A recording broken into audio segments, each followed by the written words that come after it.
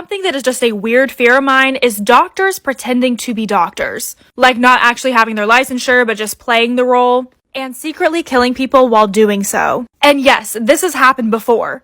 The most haunted hotel in America is known as the Crescent Hotel. I don't know if anybody else can relate to this, but I loved staying up at night watching ghost hunters. I would run around with my little EMF detector seeing if I could find ghosts myself. Well, my favorite episode of Ghost Hunters actually covered the Crescent. They ended up actually making contact with one of the ghosts, but I never really deep dived into how creepy this hotel's history actually is. So the Crescent Hotel was built in 1986. And it was a resort for the wealthy, rich and powerful, but pretty fast they found this whole hotel to be very unmanageable. And it was weirdly very accident prone in the building process. There was a stonemason named Michael who passed away, but we'll get to that later. Well, it reopened in 1908 as a college for girls. This photo gives me very much Midsummer vibes. While this college was considered prestige, they covered up a death. Part 2 to the Crescent Hotel. Well, one of the girls in this conservatory ended up falling for a guy. She ended up getting pregnant, and it was a huge deal during this time to be unwed and pregnant. On top of this, her dad forbade her from being with him. So she threw herself off the top of the building. The college completely covered it up, went about their business, and kept up with their high-priced tuition. But they only lasted until 1924. While all the way in Iowa, a man named Norman Baker was a radio host. Very eccentric, had a big personality. And while there isn't a whole lot of information on how he came to this conclusion, he decided that he was going to be a doctor, without any kind of license or experience. He claimed that he had discovered a variety of cures to numerous diseases, but it didn't take long for Iowa to figure out that he did not have the medical training, so they ran him out. Well, Mr. Baker was not giving up. And on his ventures where he could find a new place where he could cure people, he came across the Crescent. And in 1937, he opened the Baker's Cancer Curing Hospital. Hundreds of people checked into this hospital and hundreds did not check out. Part 3 to the Crescent Hotel. It honestly breaks my heart because so many sick and desperate people showed up to his hospital because he literally claimed that he had the cure. But what his cure was injections from a mixture of glycerin, alcohol, and tea from watermelon seeds and clover leaves. And these injections were apparently extremely painful and happening 5 to 7 times a day. Patients would be in severe pain. And when they started to get extremely sick, they would be separated off from everyone else in an annex that was once used as the servants' quarters from the hotel before. And to give some perspective on the creepiness of the hotel today, that place is now a suite that you can spend the night in. And Mr. Baker was considered to have killed about 300 people because there's 300 names that were never checked out. And he actually killed them indirectly because he made his nurses do all the injections. He actually couldn't stand the sight of any medical procedure. He somehow got recognized by the American Medical Association and ended up making millions in today's money. And after people would pass away, he would take them down to the morgue, which is now the basement of the hotel. Part 4 of the Crescent Hotel. So you can still go down to this basement and look at all the gurneys, the wheelchairs, the medical equipment, along with a ton of jars. Some of these are filled with his concoction, some are filled with human remains. And as they've continued to build along the area, they have found more of Norman's things. Just as recent as 2019, they were excavating the area and ended up finding 500 items that included more jars filled with human remains like tumors and also more of his little cure. As you can imagine, with all of the death that happened here, this place is extremely haunted. Listed as being one of the top hotels you don't want to stay at. There's so many accounts of people staying here and talking about their experience along with photos online, and people sharing just how frightening it is. Well, besties, I think we should go stay there. It's only 3 hours away from me, so I'm going to get in the car and I'm going to go drive. And I will be vlogging my experience for YouTube, which is linked in my bio. But in the meantime, if you want to hear about the specific ghosts that haunt this hotel, go to my Instagram, go to the middle reels tab. It's really interesting and you get to learn how people outside of the hospital passed away. Imagine getting charged for a murder and being sentenced to life without parole. But you didn't commit this murder.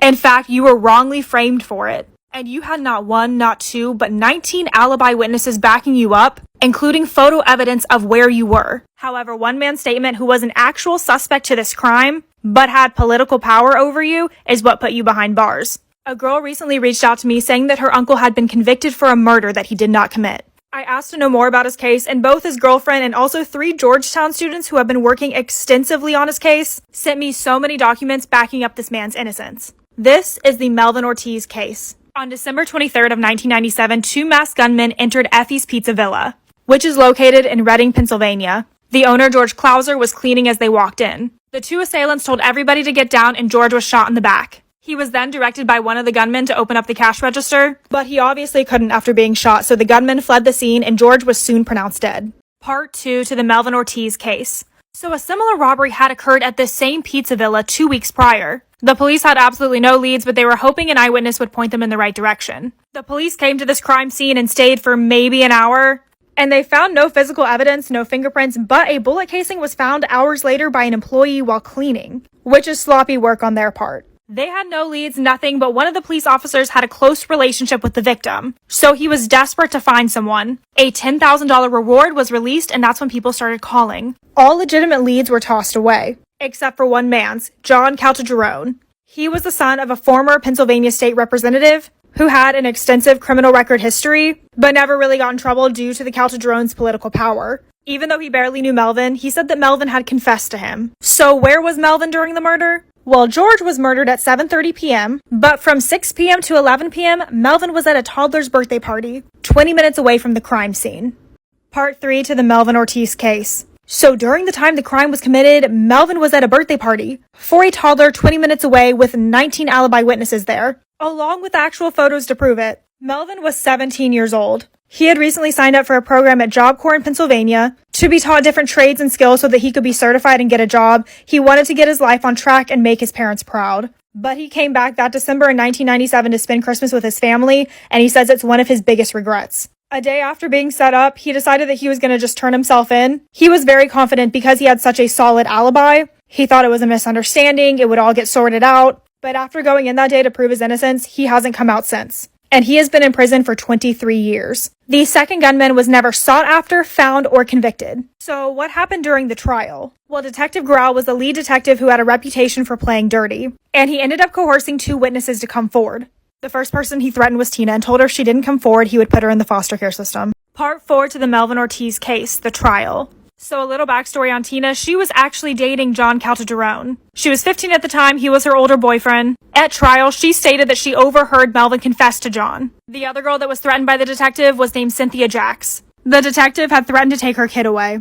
And the third witness was a 30-year-old jailhouse snitch with a record of providing false accounts to the police. Only 4 of the alibi witnesses were allowed to testify. The other 15 were just acquaintances and had no reason to lie for him. And they had already told police that Melvin was at the party. But in the end, he was declared guilty. Well, in 2018, Tina took back her whole testimony. Not only did she take back her statement, but she also implicated herself in the crime. The night of the murder, John drove her to her house whenever he was supposed to be at work. And they lived a block from Effie's. He made her pick up a bag behind her couch that contained a hoodie, a mask, and a gun, and then told her to throw this bag into the river. Tina was 15 and pregnant at the time. John had pressured her to say that it was Melvin. Part 5 to the Melvin Ortiz case. So what about Cynthia Jacks? Well, John had promised her $10,000 to run away to Mexico and said to her that he had made up Melvin's involvement. She was murdered about 20 years ago, so it's her word against John's at this point. But I also want to point out that at the trial, John's criminal history was never brought up. Pretty much all of his charges were dismissed due to his father's political clout,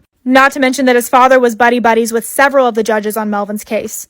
To add this additional part, on September 23rd of 1997, 3 months before the Effie's incident, a man called the police saying that there were 3 masked men outside of a brown Ford Bronco registered to John Caltagirone. And this vehicle was not stolen. Not to mention, John's own niece is on TikTok. She also states that Melvin needs to be free, and that both her grandfather and her uncle need to be held accountable.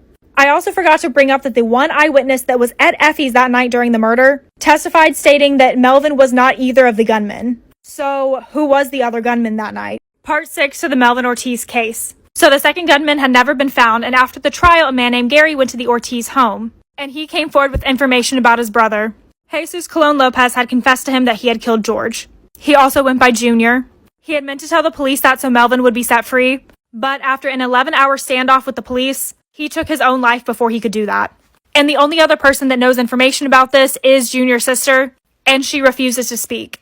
And the Ford Bronco that was reported in the last part was outside of Junior's house. Tina taking back her statement was denied as evidence. She believes that this is still due to the power of John's father. Melvin has tried to petition for post-conviction collateral relief 6 times. Every time he has been denied. The Free Melvin Ortiz team is tagged below. His website along with his petition is on my Linktree. You can also go check out my Instagram. I'm going to have a lot more information on there as well. And I will have a YouTube together for you guys soon. Not only has the justice system deprived a family of knowing who their true killer was, but they wrongfully put a man behind bars in the process.